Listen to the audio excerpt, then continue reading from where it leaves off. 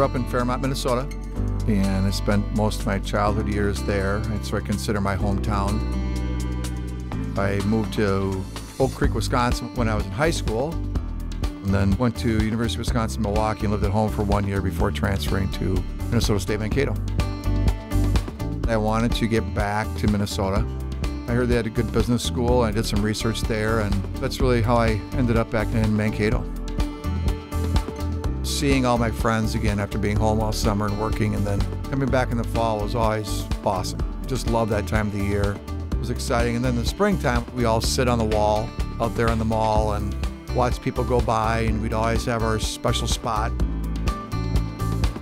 I lived in Devonshire for 2 years with the same two guys, Jim Parkhurst and Mark Anderson. In my third year, I lived with Rich Torsen and Bob Polka. All those guys are friends of mine still today. And then my last year, I actually lived in the Tornado Towers. I think it was $250 a month, and it was probably worth about $10 a month.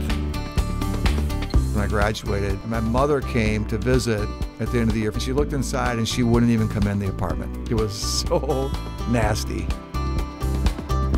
Professors, two stand out in my mind. Dr. Chartery with statistics was a class that I didn't want to take. I was afraid of it. It was a tough class, and I took it, and he was just a fabulous teacher. I ended up getting a pretty good grade in there because he was such a great teacher.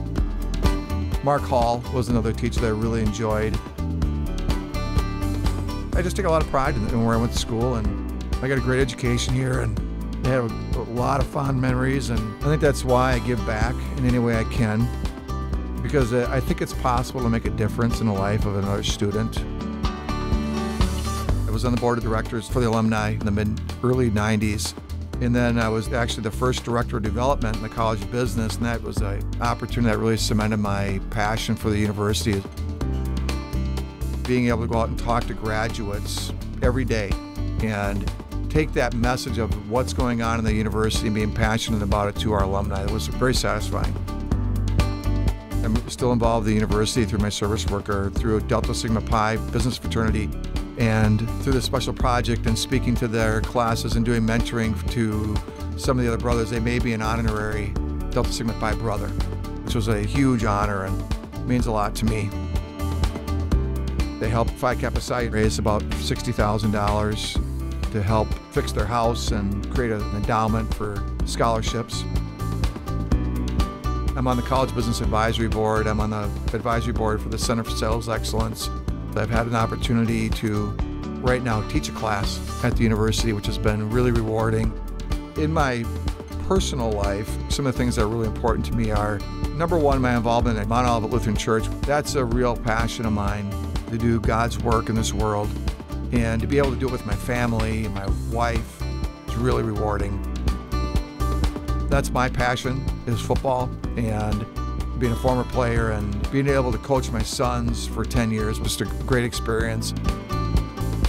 People I want to acknowledge are obviously my beautiful bride, Sherry, who I love and adore, and my wonderful children, Joe and Matt and Hannah, just fabulous kids. I couldn't be more blessed. The advice that I would share with students is two things: work hard and have fun. And get involved not only in your community, but get involved in the university, because it gives another student an opportunity to be successful and connect with somebody that's been through it.